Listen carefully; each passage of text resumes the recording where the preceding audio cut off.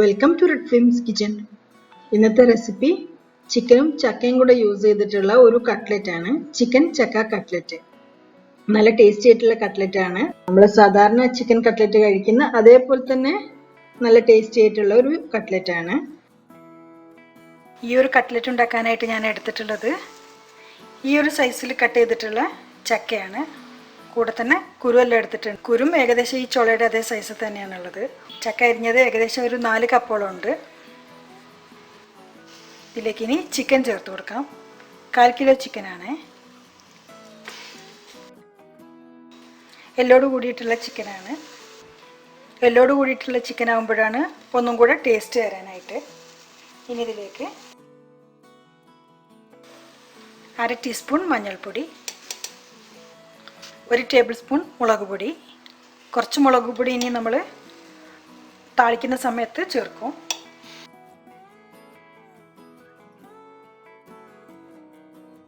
1/2 table spoon മല്ലിപ്പൊടി. ആവശ്യത്തിനുള്ള ഉപ്പ് ചേർത്ത് കൊടുക്കാം. ഇനി ഇത് വേവാനായിട്ടുള്ള വെള്ളം.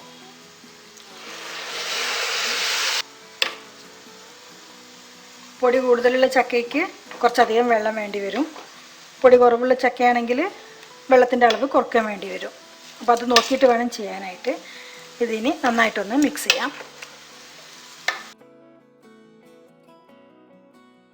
ഇനി ഇത് അടച്ചു വെച്ച് ചിക്കൻ്റെ അതേ വേവിൽ വേവിച്ചാൽ മതി. സ്റ്റീം വന്ന ശേഷം വേണം വെയിറ്റ് ഇടാനായിട്ട്. വെയിറ്റ് ഇട്ടാൽ ആദ്യത്തെ വിസിൽ വന്ന് 5 മിനിറ്റ് നേരം ലോ ഫ്ലെയിമിൽ വേണം വേവിക്കാനായിട്ട്. ആദ്യത്തെ വിസിൽ വന്ന് 5 മിനിറ്റ് നേരം ലോ ഫ്ലെയിമിൽ വേവിച്ച് ഓഫ് ചെയ്ത് വെച്ചതാണ്. ഇപ്പോൾ സ്റ്റീമെല്ലാം പോയിട്ടുണ്ട്. തുറന്നു നോക്കാം. ചക്ക വെന്തിട്ടുണ്ട്, ചിക്കനും വെന്തിട്ടുണ്ട്. നമ്മൾ ചിക്കൻ വേവിക്കാനായിട്ട് 1 കപ്പ് വെള്ളമാണ് ഒഴിച്ചിട്ടുണ്ടായിരുന്നത്. കംപ്ലീറ്റ് വെള്ളം വറ്റിയിട്ടുണ്ട്. ഇനി ഇത് നന്നായിട്ടൊന്ന് ഉടച്ചെടുക്കണം. അതിൻ്റെ പാകമുള്ളൊരു പാത്രത്തിലേക്ക് മാറ്റാം. ഇനി ചിക്കൻ്റെ എല്ലാം അടർത്തിയെടുക്കണം. ചിക്കന് എല്ലാം മാറ്റി വെച്ചിട്ടുണ്ട്. ഇതിനി നന്നായിട്ടൊന്ന് ഉടച്ചെടുക്കണം. ചക്കയും ചിക്കനും എല്ലാം നന്നായി വെന്തതുകൊണ്ട് വേഗം തന്നെ ഉടഞ്ഞു കിട്ടും. അല്ലാണ്ടങ്ങ് ഉടഞ്ഞു പോകണ്ട. കുറച്ച് കടിക്കാൻ കിട്ടുന്ന പരുവത്തിൽ വേണം ഉടച്ചെടുക്കാൻ.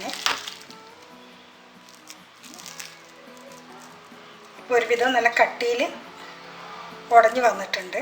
ഇനി ഇതിലേക്ക് നമുക്ക് ഉള്ളി മൂപ്പിച്ച് ചേർക്കണം.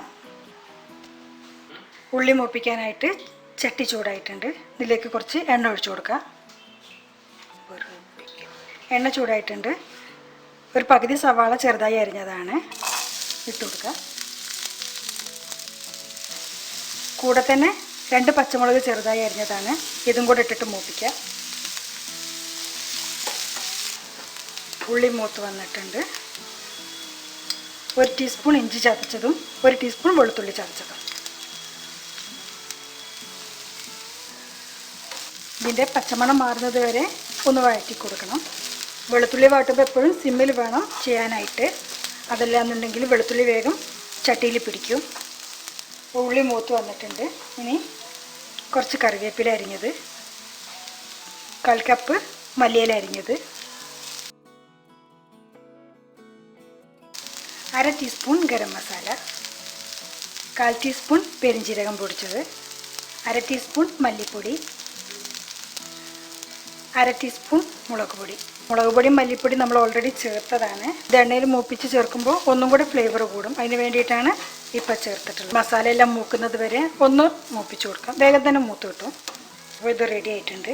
ഈ മസാല മൂപ്പിച്ചത് നമുക്ക് ചക്ക വേവിച്ചതിലേക്ക് ചേർത്ത് കൊടുക്കാം. ഇതിനി നന്നായിട്ടൊന്ന് മിക്സ് ചെയ്താൽ ചിക്കൻ ചക്ക കട്ട്ലറ്റിൻ്റെ മിക്സ് റെഡിയായി. നന്നായിട്ടൊന്ന് മിക്സ് ചെയ്യുക. എല്ലായിടത്തും ഉള്ളി മൂപ്പിച്ചതെല്ലാം എത്തട്ടെ. നല്ല ചക്കയിലെല്ലായിടത്തും എത്തിയിട്ടുണ്ട്.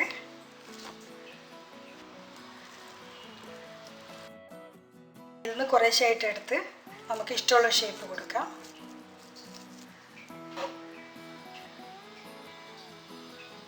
നമ്മൾ റെഡിയാക്കി വെച്ചിട്ടുണ്ടായിരുന്ന കട്ട്ലറ്റ് മിക്സ് ഫുള്ളും ഷേപ്പ് ചെയ്തെടുത്തിട്ടുണ്ട്.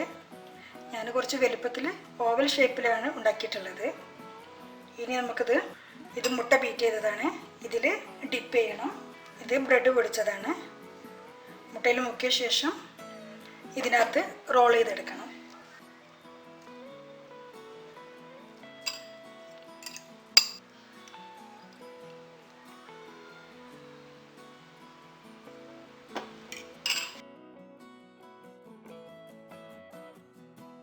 നന്നായിട്ടൊന്നങ്ങ് റോൾ ചെയ്യാം.